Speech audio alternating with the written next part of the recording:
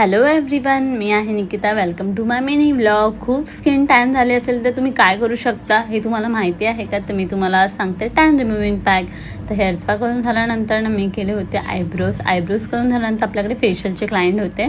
तर त्यांचं क्लिन्झिंग करून झाल्यावर त्यांना मी एक मास्क लावला. 15 मिनिट्सचा हा मास्क आहे. हा मास्क 15 मिनिट्स झाल्यानंतर रिमूव्ह करून घेतला.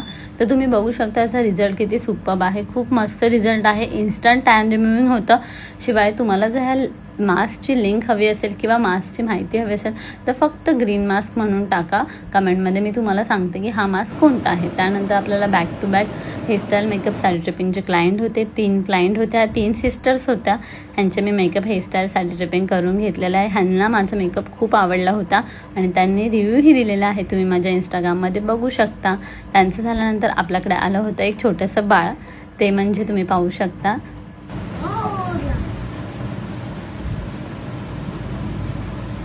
ओ माय गॉड, बोल देतोय ऐकडे. वाव,